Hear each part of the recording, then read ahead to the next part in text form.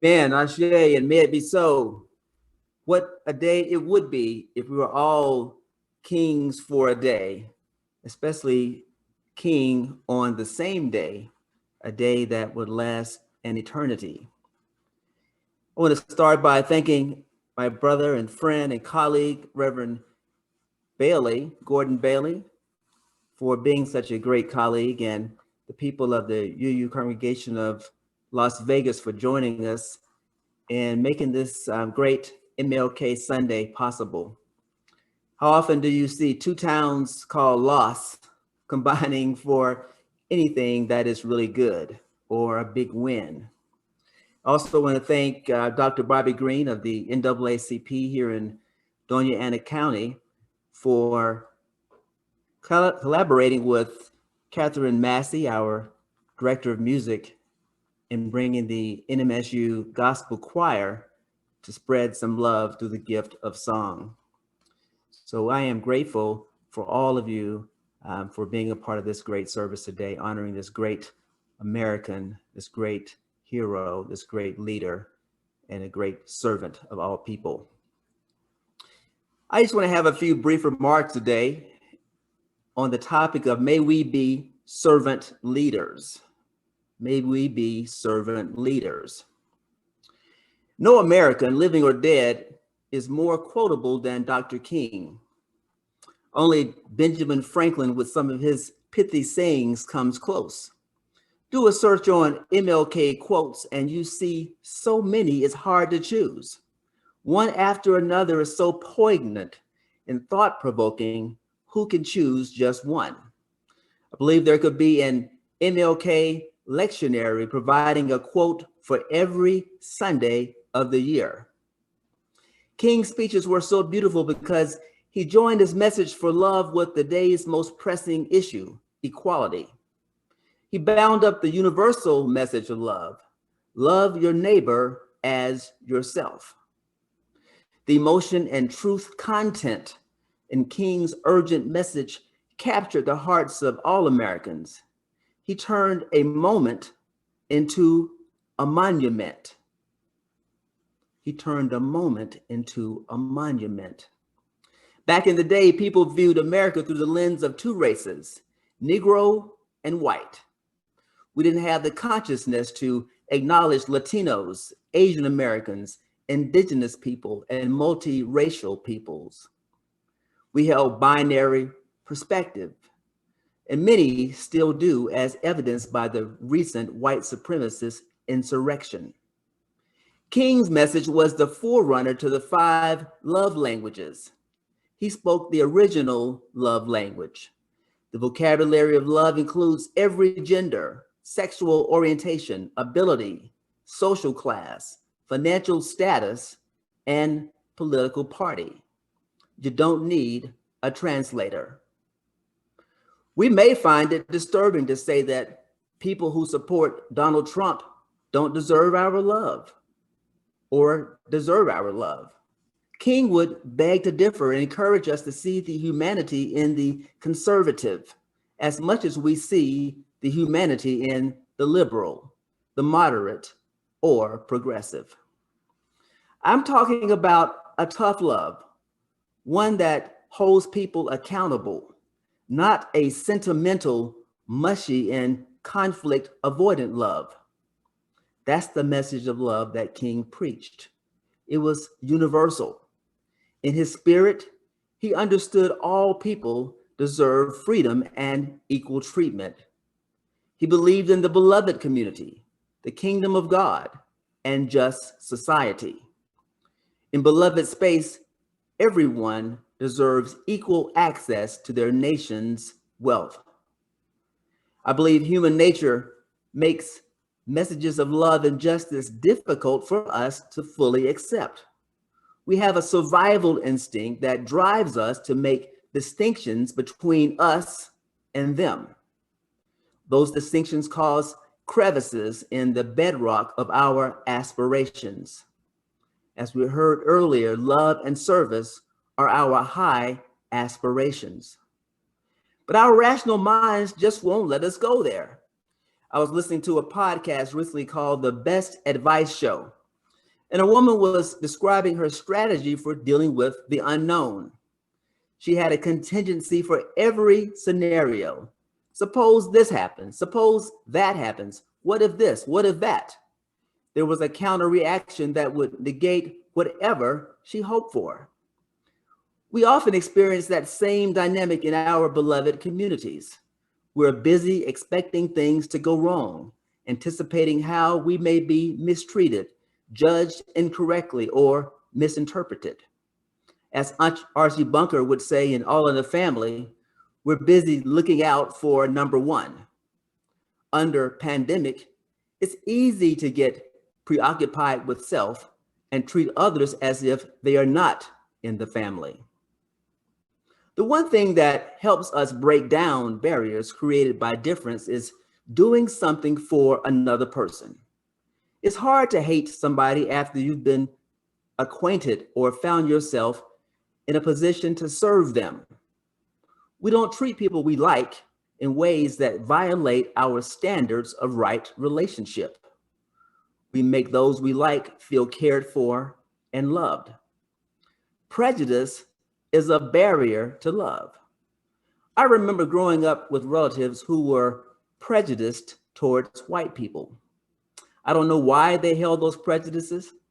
I just knew that when I was in their home, I heard a lot of expressions like cracker, white boy, those honkies, and other terms that didn't resonate with my immediate family experience. Those words are the residue of what is known as PTSS, or post-traumatic slave syndrome, an expression coined by Dr. Joy DeGruy of Portland State University. It describes behaviors passed down from African slaves to their African-American descendants that resulted from the stress of American slavery. It's hard to get past the skin color when the prejudices are locked in our DNA. We know this is true from the science of epigenetics, which says that traumas are passed down from generation to generation in our genetic code. I'm not colorblind. I see skin color. When I can, I serve someone in need. I will. Or when I can serve someone in need, I will, regardless of their skin color. Now, my parents raised me to be colorblind because they didn't talk about race, just as we heard in the reading today. By not talking about it, it sets you up for a different dynamic. Perhaps it was because I grew up on U.S. Army installations with people of different races living in the same neighborhood. It's likely my parents thought to shelter me from race ideology. They believed I'd learn on my own soon enough. Perhaps they were protecting me from the realities of race and racism. Over time, I woke up from that state of unreality. That meant going through the stages of Black racial identity named in Annalise Singh's book, The Racial Healing Workbook. Those stages include emulating whiteness, conformity, confusion, disillusion, identification, internalizing Black, and finally, integrating Black identity. And she names the corresponding stages for white people, which I'll leave for you to discover on your own. Fortunately, I've gradually grown to know people of all races as my brothers and sisters that I'm free to love as equals. Still, I know mine is not a universal experience. Every day I learned about a person of color being treated harshly because of their race. They didn't deserve that treatment. Somewhere along the way, their abusers picked up that Black, Latinx, Asian, Indigenous, and multiracial peoples were less than human and could be treated any which way. People don't learn hate and prejudice in a vacuum. As Singh argues, when we are born, racism is already in place. We all go through the socialization stage of racial identity. And during this stage, she says, all people learn what the norms are, and what expectations to have about race. Basically, the unwritten, unspoken, but very obvious racial scripts and rules about how race works in the world. For example, white people are superior, people of color are inferior. Your place in the system and how you should play out your racial role in the larger society. I believe that King knew deep in his spirit how it felt being considered the scourge of the earth. He was a victim of threats, bombings, water hoses, fire, and finally, assassination. How else can you interpret his drive for equal rights? How else do you interpret unrestrained white power? How else do you interpret entitlement to capture another person of a different skin color, tie a noose around their neck, hang them from a tree, then toss their body into a river? We could ask Emmett Till's mother that question. We don't need Rosetta Stone or Duolingo or Babbel to understand, because evil is evil in every language. Just naming these acts gives me the willies. Some say it's in people's nature to be hateful. There's a story of a farmer who walked up on a viper that was about to die due to the cold.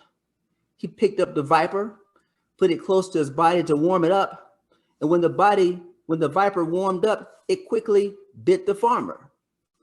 As the farmer was dying, he cried out to the viper, "Why did you bite me? I'm the one who saved you."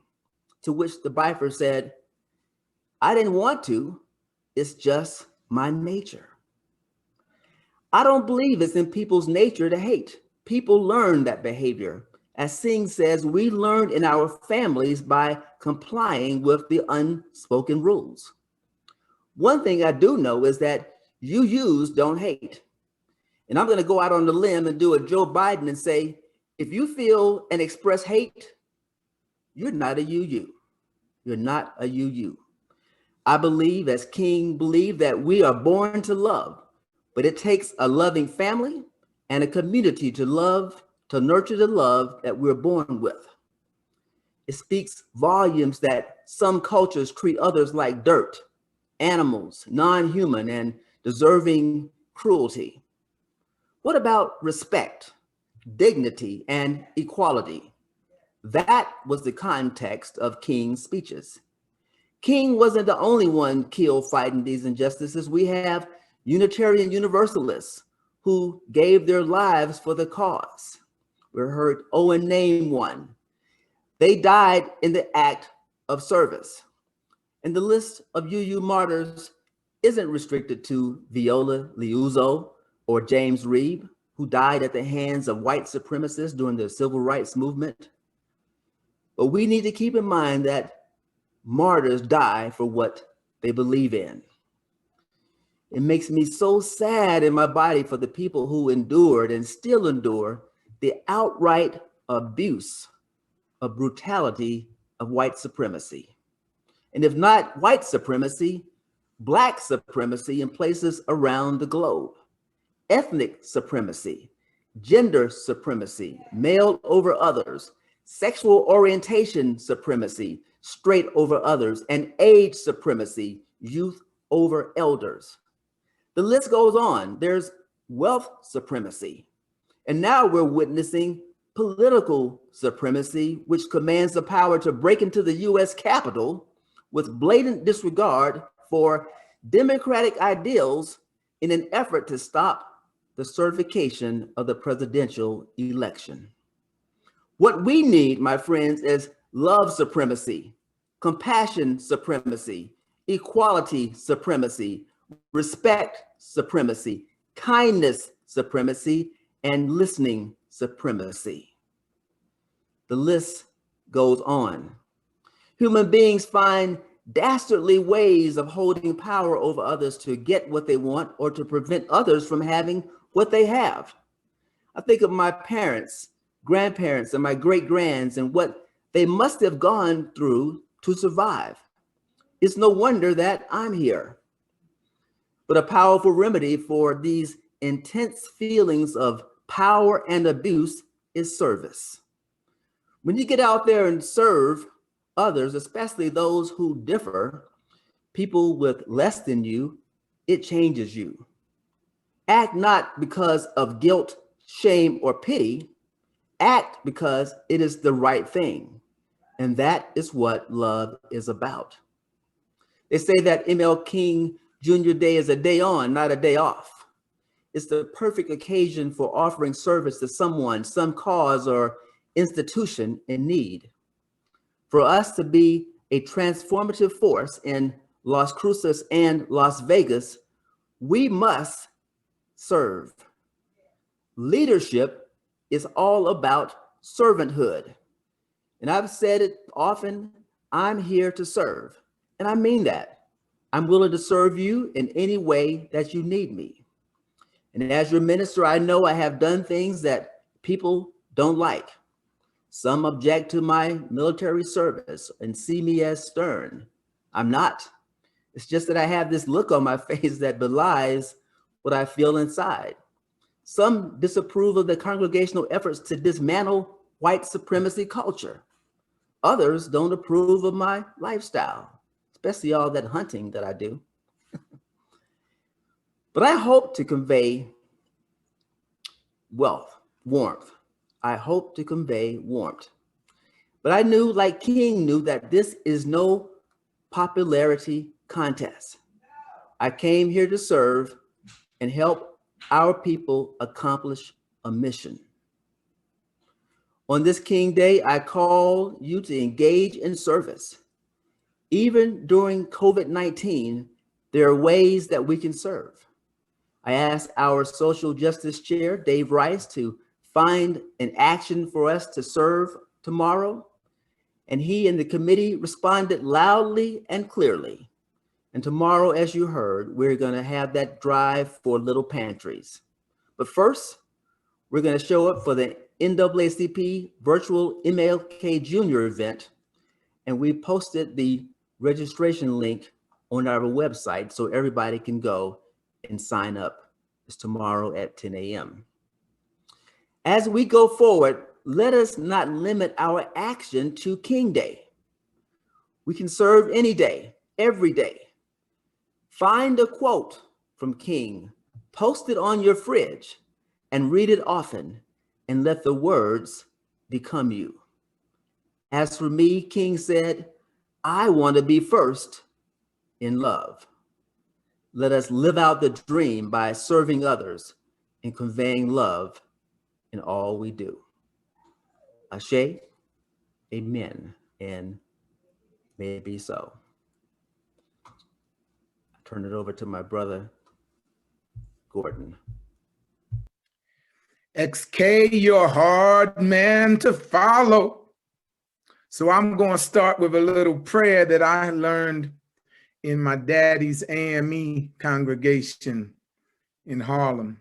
And they used to always start like this: may the words of my mouth and the meditations of my heart be pleasing to you. Now, they went on to say, oh Lord and Savior, but I'm going to say, may these meditations and words be pleasing, if not stimulating to you, my sisters and brothers in this Unitarian Universalist family of ours, and all the friends that may be joining us today. Dr. King is the reason, in many ways, I believe that I am a Unitarian Universalist minister. Without his prophetic, action-based, love-first sensibilities, I don't think I would have had much respect for ministers. And I said this to the congregation in Las Vegas. My daddy called ministers chicken eaters. In a household of 12 children, the minister always showed up at dinner time, and his parents had to feed the minister first. But no minister should show up at a house with that many mouths to feed without bringing a fatted calf or something. Shame on that clergy person. So I just got to get that out into the open, because service is indeed the reason for this season. It's indeed the reason for ministry in and of itself. So I started with this premise of Dr. King and what would Dr. King and his legacy be had he been a Unitarian Universalist, or had he crossed over to Unitarian Universalism. As the good minister before me has intimated, I believe we know many of the words of Dr. King. In fact, is the "I Have a Dream" speech the most famous speech in American history? It may be for those of us in this time frame, right? Abraham Lincoln's speech in Gettysburg may have been the one for an earlier time frame, but I believe the "I Have a Dream" speech is what resonates most with the American public at this point in time. The question I have is, given who Martin Luther King Jr. really was, what was the hindrance or the roadblock to him joining us? And I'm going to backtrack a minute here and talk to you. I'm going to, in fact, share a few words from Dr. King himself, because when he speaks to our denomination at the Ware Lecture in 1966, he's giving us a little insight into his relationship with us. Hear these words of Dr. King. He says, "I need not pause to say how delighted I am to be here and to have the privilege of being with you for this important meeting. And I do want to express personal appreciation to Dr. Greeley and other members of the committee who brought him here. There are those wonderful moments in life when you speak before a group that is so near and dear that you don't feel like you have to engage in the art of persuasion. You don't feel like you are in the midst of strangers. You know that you are with friends. I can assure you that I feel that way tonight." So you're getting a little sense. Dr. King was ultimately a wordsmith, but you're getting a little sense he's not just wordsmithing. He's telling this largely white audience, I know where I am, and I'm at ease amongst you. Dr. King goes on to say, "My own experience with Unitarian Universalism began when I was a student back in Boston University. I can remember on several occasions visiting the Arlington Street Church, where your distinguished Dr. Greeley pastored at the time. If you all don't know, Dr. Greeley was the first president of the joint. Dr. Dana McLean Greeley was the first president of the joint Unitarian and Universalist Association." Just to bring that to bear. Dr. King goes on to say, "I can remember beyond that in the early years of my ministry, indeed, beyond that in the early years of the bus boycott in Montgomery, Alabama, 3 of your ministers visited and encouraged me during that very trying and difficult period." He's referring to David Cole, Alfred Hawkins, and my dear friend who was on the platform with him, Homer Jack. These are like some giants in Unitarian Universalist history. King goes on to say, "I have worked with Dr. Jack in Montgomery, in Ghana, West Africa, in Washington, and in the world peace effort. I also want to acknowledge your massive participation through your Commission on Religion and Race in the events in Alabama during 1965. James J. Reed, I grieved him at his death, and I was glad to participate in his memorial service in the historic Brown Chapel, AME, in Selma. The Southern Christian Leadership Conference, which I have the honor of serving as president, participates with the American Friends Service Committee and the Unitarian Universalist Association in the James Reed Memorial Fund. So far, we have substantially helped the family of Jimmy Lee Jackson and other victims of violence." Dr. King goes on and on, waxing poetically about his affiliations with us. let's be clear. In Dr. King's early days of seminary, and I think did he go to Crozier, Kalani? In the earliest papers that he writes, he questions the orthodoxy of Christian theology. And if you were to extrapolate what he's saying, you would find him in syncopation with many Unitarian Universalists of, let's say, a theistic bent. He may not be with the pagans and he may not be with the Buddhists, and yet what he's saying in his documents are so universal, I think we'd find him perfectly adept at serving in any of our congregational settings. MLK eschewed humanistic values. His walk in life, albeit brief, and I'm going to look at from a 16-year-old to 38 as that brief window. It's amazing how much folks can accomplish in a short time, right? Those short number of years, he goes from being a seminary student to being a young Baptist preacher, to being the head of Southern Christian leadership, to leading a bus boycott, to being the point person leading a civil rights movement in our nation. And yet, I wonder deeply, my heart longs for the possibilities that were there for his life and maybe for all of ours, because I came to find out when I served the All Souls Church Unitarian in Washington, D.C. on 16th Street, just up the road from the White House.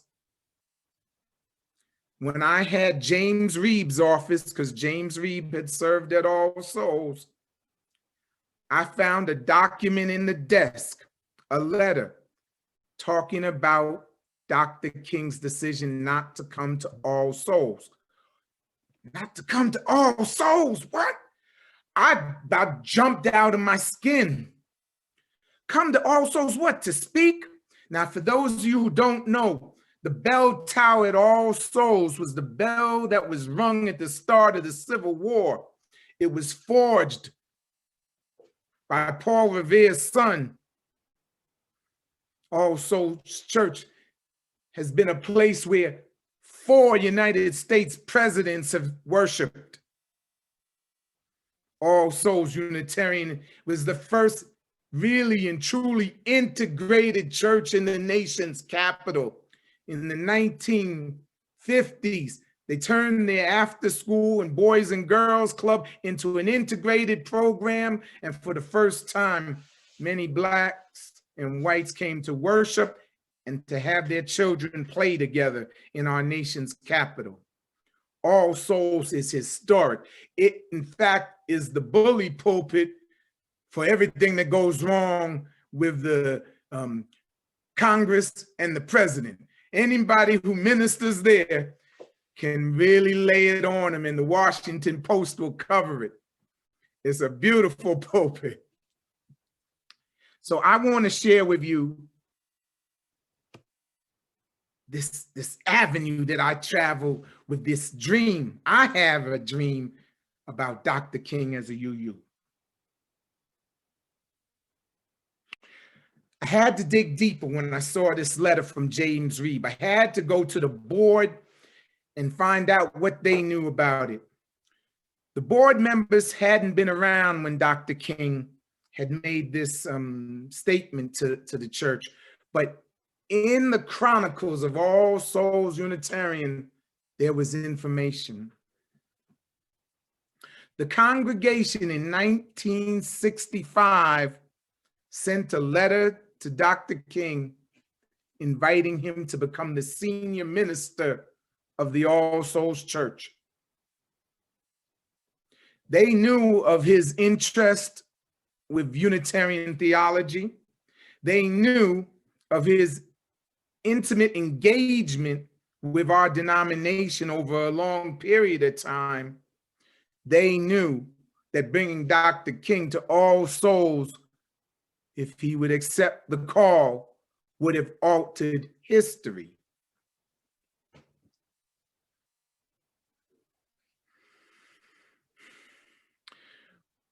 The question remains, why couldn't King come?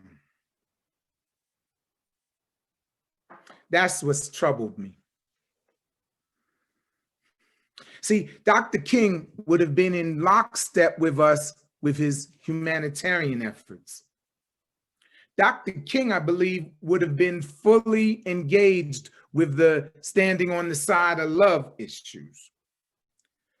Dr. King, I believe, would have been fully engaged with helping to break the glass ceilings that still exist in America. We've got Kamala as a vice president, but Lord knows we need to get a woman up in the White House. Dr. King, in fact, was married to a woman, Coretta Scott King, who may have been the guiding force leading him towards the liberal theology, towards Unitarianism. Coretta, before she knew Martin, was already going to the Unitarian churches in Boston. All right. King, what would he have done had he been a minister for us? And I'm going to start with him being minister, and I'm going to take him to being our UUA president. But had Dr. King been our minister at this historic congregation in the nation's capital, I believe first and foremost, Black folks would have started flooding into Unitarian Universalist congregations in every major metropolitan area in the country. I can't speak to those suburban congregations that are ensconced in lily white communities. I can't speak to the congregations in Iowa or some far-flung place where there's virtually little to no diversity. I can say in New York, in Boston, in San Francisco, in Seattle, wherever there would have been a major population with the human family present, I believe had Dr. King become a minister for us, that folks would have flocked to us. I believe Dr. King's relationship with the Buddhist monk and great leader Thich Nhat Hanh, folks of a Buddhist inclination would have been willing to join with Unitarian Universalist congregations because we open the space that allows you to use Buddhism as your primary theological pathway, but you can be engaged with the world and the community through the Unitarian Universalist congregational life, which is supposed to be engaged with its local setting, within the context of the people that are right around where you are, right? I believe that had Dr. King joined up with us, progressive religious leaders within the Christian community would have had to take a long, hard look at why the theological misinterpretations that have been so long perpetuated within the quote unquote Black church, quote unquote white church, quote unquote church universal would have to be looked at. Why would the singular most important voice of an era step away from orthodoxy, Christianity, and go Unitarian Universalist? I think it would have started a discourse amongst the peoples in the high universities and seminaries and trickled down right to the peoples in their communities. They'd have to say, well, what's going on here? Is Jesus not the reason for the everything? I believe many, a person of color in particular, who loves and engages with the Black church or the Latinx church or the Asian church might have opened their eyes because it's more of a cultural thing for many than even a spiritual or theological thing. I know when I want to hear some good church music, it's not a Unitarian Universalist congregation that I go to. It's not an Episcopal congregation I'm going to go to. I'm looking for AME. I'm looking for Baptist. I may go to the Methodist because they got a good hymnal. But you understand, there's only a few people in the organized religious field that even bring the music where it makes you want to stand up and holler. But I think had Dr. King and the people that were following him, had he made that leap, a leap of faith, had he made that leap, so many others would have been willing to do it too. And the mess that we have where more than half of our Black membership walk out of Unitarian Universalism, it would have never happened. In fact, we would have been growing and growing and growing. Dr. King's theology borders on socialism in that it's all about taking from the haves and sharing the wealth with those who have not. And spiritually, that's in alignment with Jesus. And it's in alignment with anybody who's got sense. You don't have to quote scripture and say it's harder for a rich man to, in the eye of the needle. No, it's common sense that for he or she who has much, you've got to share. Dr. King would have had a global platform. One of 3 Black people to ever, at that point, to win the Nobel Prize. But Dr. King's platform would have drawn in Africans, West Indians, Asians. Unitarian Universalism would have been in the spotlight, no longer hidden as a middle to upper middle class white phenomenon. It would have been expressing itself to the global community.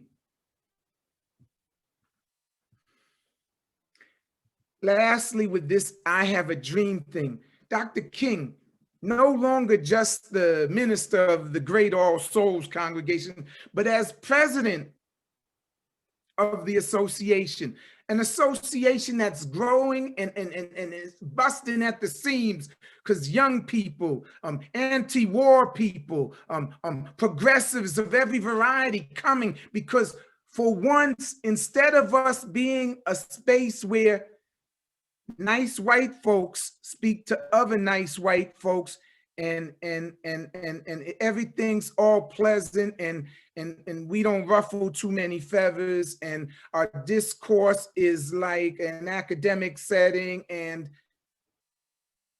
no, it would have altered everything about us. Dr. King's access to the United Nations, Dr. King's access to Harvard University and Howard University and every other academic institution in the country that would have given him a platform to speak from. As the president of our association, Dr. King would have brought musical geniuses with him, Mahalia Jackson. So listen, Aretha Franklin, people would have been coming to perform for UUs. Dr. King would have changed our world through this ability to sit in the highest places the nation ever knew. In fact, I believe the map of spiritual discourse in the United States and the entirety of the world would have changed, because Unitarian Universalism is in fact the only interfaith denomination known from sea to shining sea. And with an eloquent spokesperson such as Dr. King, our ability to share inherent worth and dignity with everyone would have gone viral. Dr. King's eloquence, charisma,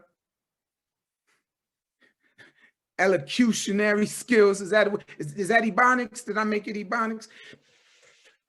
He would have altered the nation's history. And so I want to close this with some more words from King, and hear these words. I talk a great deal about the need for a kind of divine discontent. And I always mention that there are certain technical words within every science which become stereotypes and cliches. Modern psychology has a word that has become common. It is the word maladjusted. We read a great deal about it. It is a ringing cry of modern child psychology, and certainly we all want to live the well-adjusted and avoid neurotic and schizophrenic personalities. But I must say to you this day, my friends, there are some things in our nation and in our world to which I'm proud to be maladjusted. And I call upon you to be maladjusted and all people of goodwill to be maladjusted to these things until the good society is realized. I never intended to adjust myself to segregation and discrimination. I never intended to become adjusted to religious bigotry. I never intended to adjust myself to economic conditions that will take necessities from the many to give luxuries to the few and leave millions of people perishing on a lonely island of poverty in the midst of a vast ocean of prosperity. I must honestly say, however much criticism it brings, that I have never intended to adjust myself to the madness of militarism and to the self-defeating effects of physical violence. Lastly, he says, we shall overcome because somehow we know that arc of the moral universe, Theodore Parker, is long, but it bends towards justice. We shall overcome because Carlyle is right. No lie can live forever. We shall overcome because William Cullen Bryant is right. Truth crushed will rise again. We shall overcome because James Russell Lowell is right. The truth forever on the scaffold, wrong forever on the throne, yet that scaffold sways, and the future and the behind the dim unknown standeth the divine. Yes, my dear brothers and sisters, you Unitarian Universalists, be maladjusted to all the hatred in this world. Be maladjusted to the point, like your minister said, it's a day on and not a day off.